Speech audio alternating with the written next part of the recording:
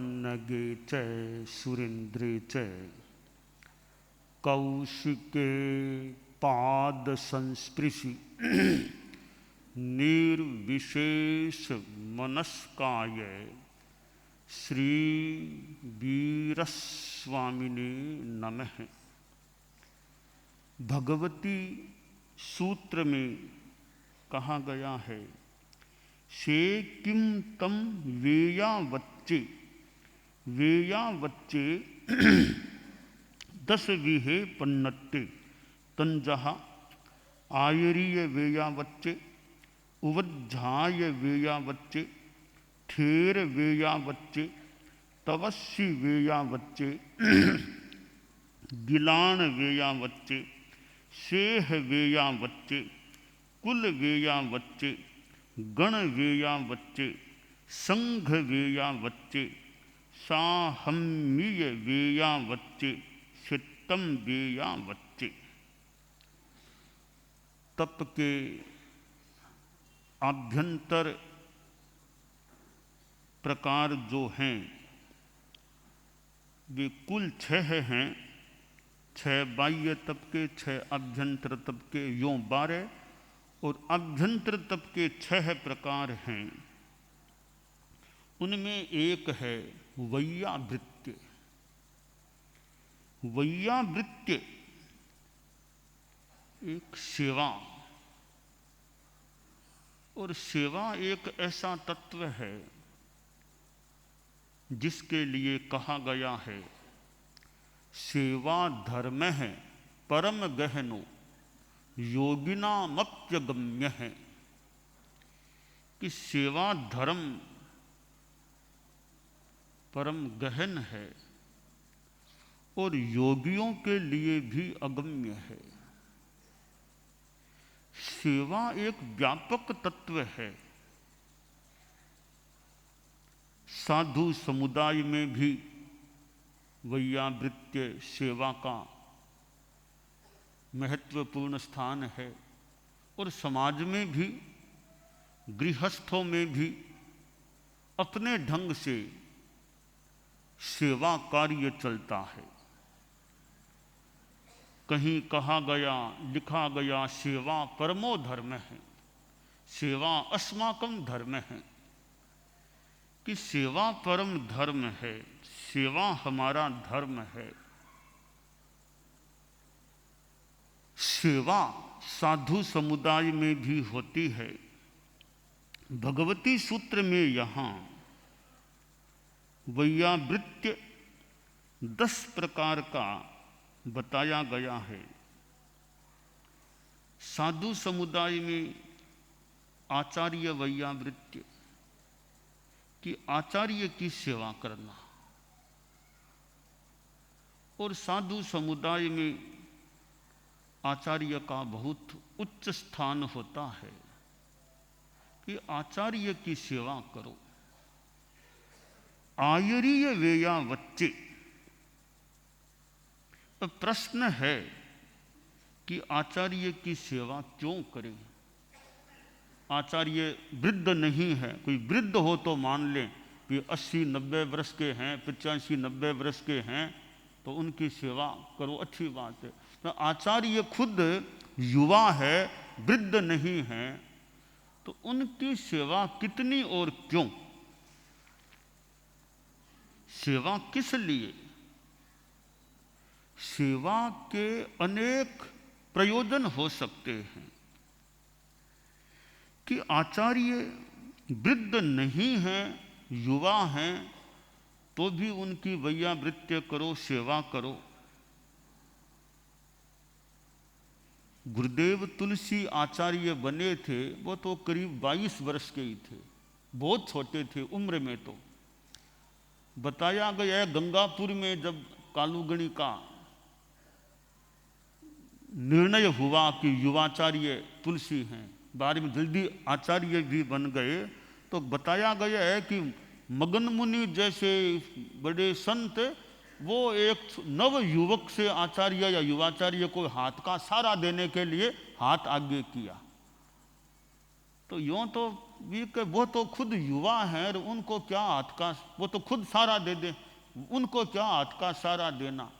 पर यहाँ भी हम देखें कि मगन मुनि ने एक हाथ कहते हैं आगे किया, सारा की सारा लेके पधारो हाथियों। इसके पीछे कई कोण हो सकते हैं। एक तो यह कोण है कि हालांकि युवा अवस्था के तो हैं आचार्य, पर वो एक संघ के सर्वोच्च व्यक्तित्व हैं। एक सामान्य साधु है, उनका भी स्वास्थ्य बढ़िया ही रहे, बाई चांस मान लो कोई साधु चलते चलते थोड़ा गिर भी गया, नहीं गिरना चाहिए, गिर भी गया तो ठीक है, भी गिर गया संभाल लो, दवाई लगा लो, कर लो, इतने में बात संपन्न हो जाती। कि आचार्य कहीं थोड़े बहुत ही चोट लग जाए तो कितनी बड़ी समुदाय में थोड़ी बात फैल रही, आचार्य श्री के लगी, आचार्य श्री के लग गई।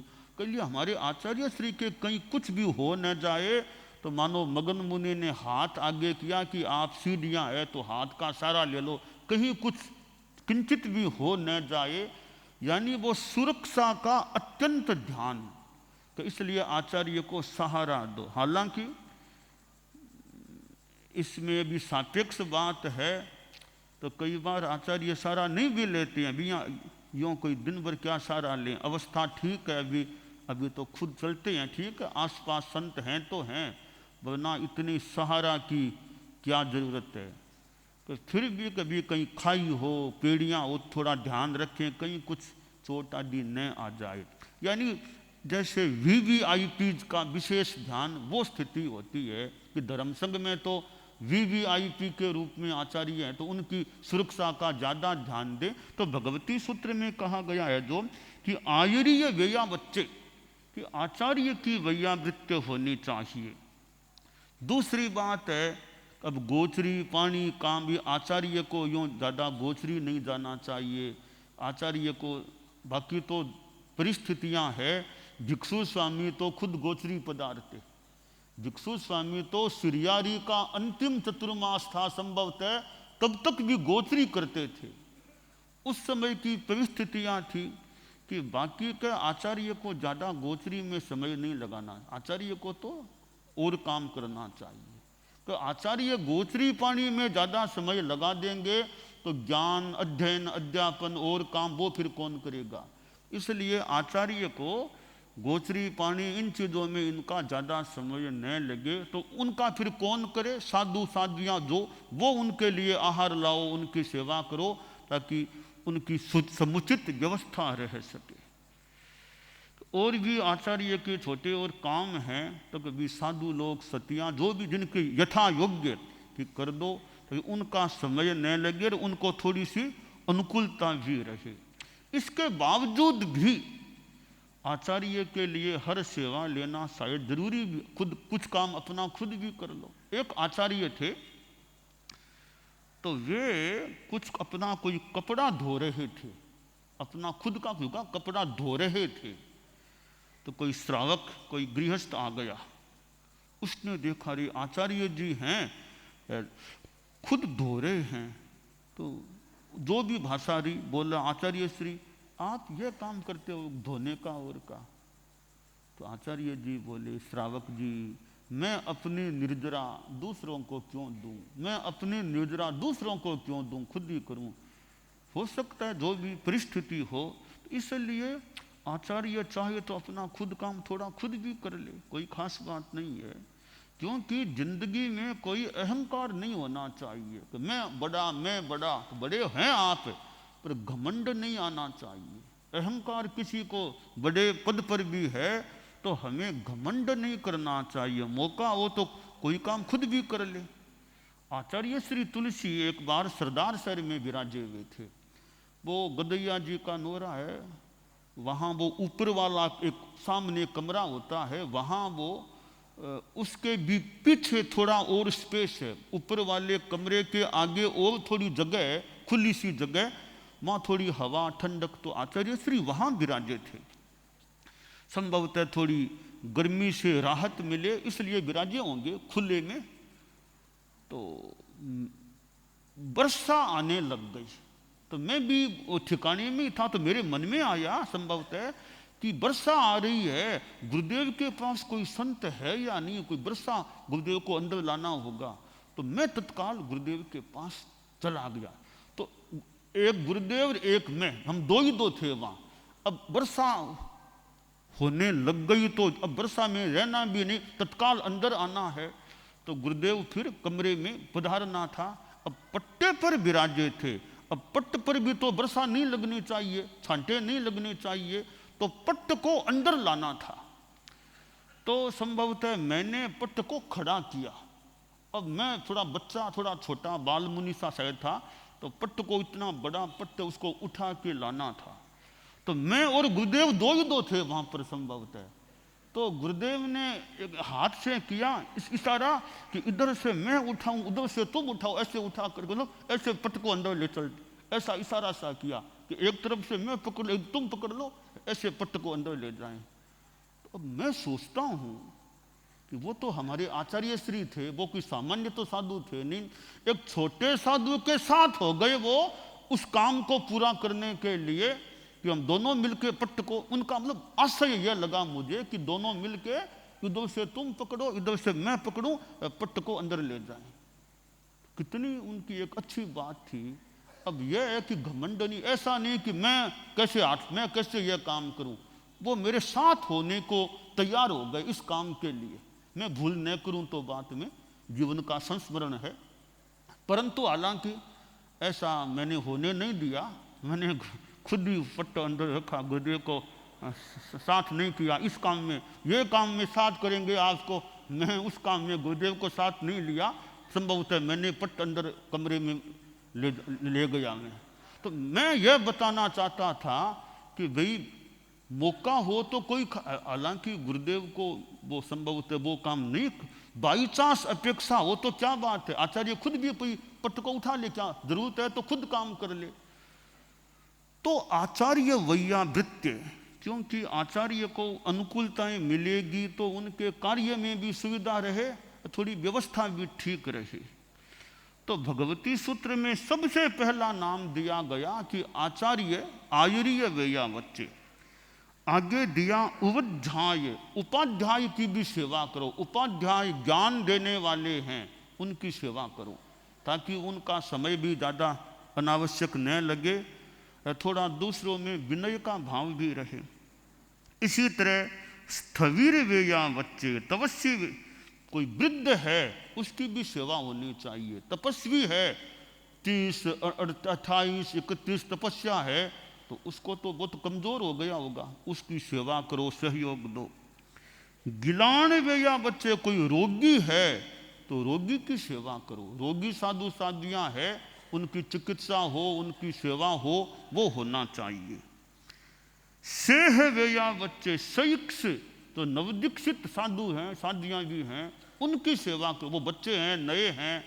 और वृद्ध आदमी भी दीक्षित होने के बाद बच्चे जैसा हो जाता है, वो साधु संस्था में बच्चे जैसा ही मान लो, अवस्था से तो प्रौढ़ है, वृद्ध है, तो साधु चर्या से थोड़ा अनजान से वो बच्चे की तरह, उसका भी ध्यान देना हो सकता है। और गण कुल, गण संग, साहम्य, सब संग की सेवा करो, गण की, यूं इस प्रकार साधर्मिक की सेवा।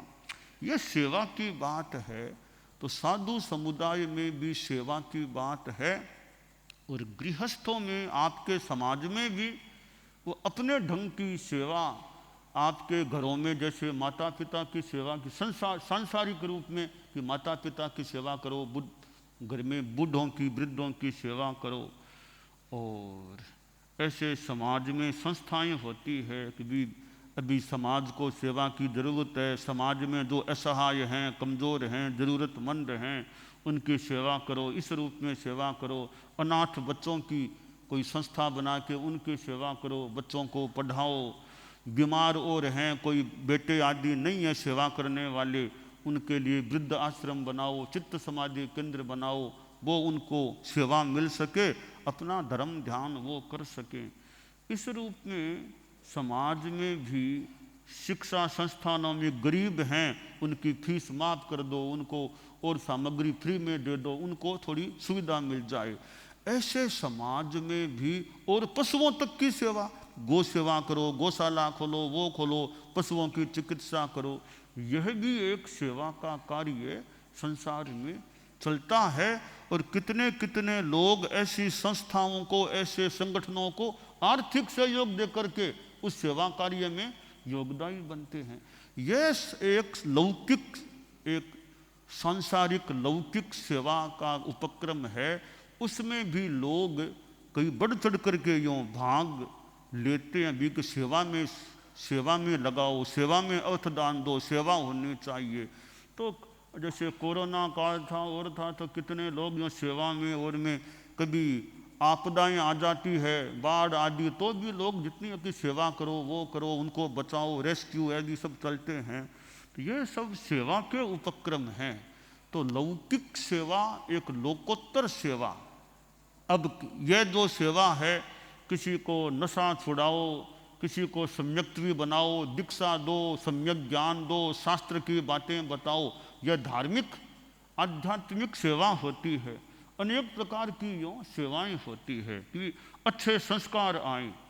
अब ये मठ के बच्चे आए थे, अब वो नैतिकता की सुरसरिता में वो गीत गा रहे थे। अब वो कोई जैन बच्चे थोड़े हैं, वो कोई आचार्य तुलसी के थोड़े ही कोई शिष्य रूप में, परंतु अनुव्रत की ओर के कोई बात सुनी, बताई गई होगी, सिखाया गया होगा, तो अनुव्रत के गीत गाने लग गए। अब इसका मतलब है, अब जो ऐसे संस्थानों में और में अनुव्रत के गीत होने का मतलब है, कोई उनके पास पहुंचा होगा, उनको प्रेरणा दी होगी, उनको किया होगा, तब वे बच्चे यूँ, वरना कौन अनुव्रत गीत वहाँ यूँ गाए। पर किसी अनुव्रत के कार्यकर्ता ने, कोई चारित्रात्मा ने, किसी ने कोई किसी से संपर्क हुआ होगा, उनको प्रेरणा दी गई होगी, और उन बच्चों ने भी मानो अनुव्रत गीत को याद किया होगा और वो गाते हैं। तो यह अनुव्रत का भी एक प्रकार से प्रसार है।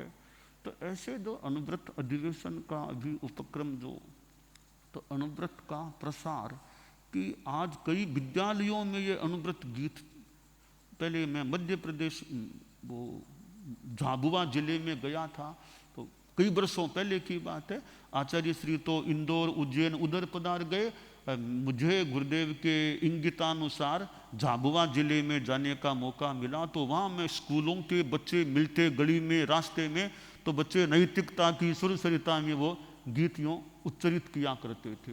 यानी कार्यकर्ता, जीवन विज्ञान वाले जो भी संपर्क करते, प्रसार करते, और वह अनुव्रतकार जीवन विज्ञान का जो भी, तो यह अनुव्रत है वो शिक्षा संस्थानों में और जेल के कैदियों में भी अनुव्रत की बात हो, जो अपराधी रूप में माने गए हैं उनको भी अच्छे संस्कार आए, वहाँ अनुव्रत की चर्चा हो।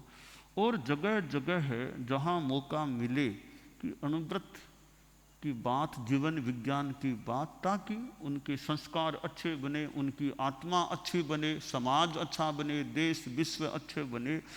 तो यह अनुव्रत एक उपाय है, माध्यम है। अब यह भी एक सेवा है। अब बच्चों को अच्छे संस्कार देना, नशे का त्याग कराना, प्रतिज्ञा कराना, अब यह भी एक धार्मिक सेवा है कि अच्छे संस्कार आए। क्योंकि एक शरीर की सेवा है, एक आत्मा की सेवा है। किसी की आत्मा को पाप से बचा देना, उबार देना, यह बड़ी दया है, सेवा है। किसी की आत्मा को ऊंचा उठा देना। शरीर की सेवा है भी, रोटी दे दो, पानी व्यवस्था कर दो, रहने को मकान आदि की व्यवस्था कर दो, सर्दी में कंबलें बांट दो, वो एक भौतिक और शारीरिक सेवा हो गई। और यह आध्यात्मिक सेवा है। हमारे साधु साध्वियाँ समणियाँ जगह जगह जाते हैं, उपदेश देते हैं, कईयों को त्याग कराते हैं, तपस्या की प्रेरणा देते हैं, धर्म ध्यान कराते हैं, पौषध पचकाते हैं। और जो यह आध्यात्मिक सेवा है, आत्मा की सेवा है। तो दो प्रकार की सेवा हो जाती है, एक आध्यात्मिक सेवा, एक ये शारीरिक सेवा, भौतिक सेवा। वो सेवा है भौतिक सेवा। तो दो साधु समुदाय के लिए खास करके आध्यात्मिक सेवा का कार्य उनके जिम्मे है कि आध्यात्मिक सेवा करो, दूसरों को, गृहस्थों को उपदेश दो, समझाओ, त्याग कराओ, अच्छे गीत आदि याद कराओ, तत्वज्ञान बताओ, सम्यक्त्वी बनाओ, दीक्षाएं दो। यह सारा आध्यात्मिक सेवा का उपक्रम होता है।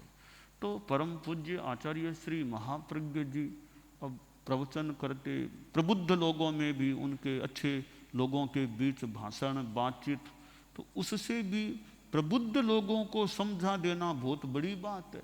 सामान्य जनता को बताना भी अच्छी बात है।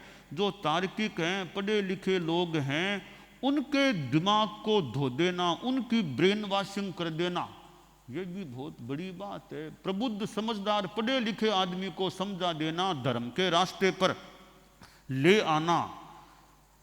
कुमार श्रवण केसी जैसे कोई व्यक्ति हो, इधर राजा प्रदेशी हो, राजा प्रदेशी इतना तार्किक आदमी लगा मुझे पढ़ने से, बड़ा तार्किक आदमी था, राजा था, तार्किक था, नास्तिकवाद का अनुयायी था, वो नास्तिक आदमी था। इधर परम पूजनीय कुमार श्रवण केसी, उनका योग मिला, उनसे संवाद हुआ, वार्तालाप हुआ, तो राजा प्रदेशी ने अपने तर्क रखे कि आत्मा आत्मा कुछ नहीं, अलग नहीं है कोई आत्मा, पर कुमार श्रवण केसी ने अपनी बातें रखी, तो आखिर प्रदेशी झुका, यानी मान गया कि आपकी बात ठीक है, अब मैं आपके धर्म को स्वीकार करता हूं। एक राजा को कोई अनुकूल बना ले, धार्मिक बना दे, फिर आम जनता पर भी उसका कितना प्रभाव पड़ता है। बड़े लोगों को समझा दे, वो समझ जाएं, तो आम जनता भी काफी, कई लोग उसी तरह समझने वाले, उस पथ पर चलने वाले बन सकते हैं। यद यदाचरति श्रेष्ठ तत्तदे वेतरो जनः। श्रेष्ठ आदमी बड़े लोग हैं, उनको जैसे राजनेता हैं, मान लो आचार्य श्री तुलसी के पास राजनेता भी बहुत आते, वो खुद भी मिलते थे।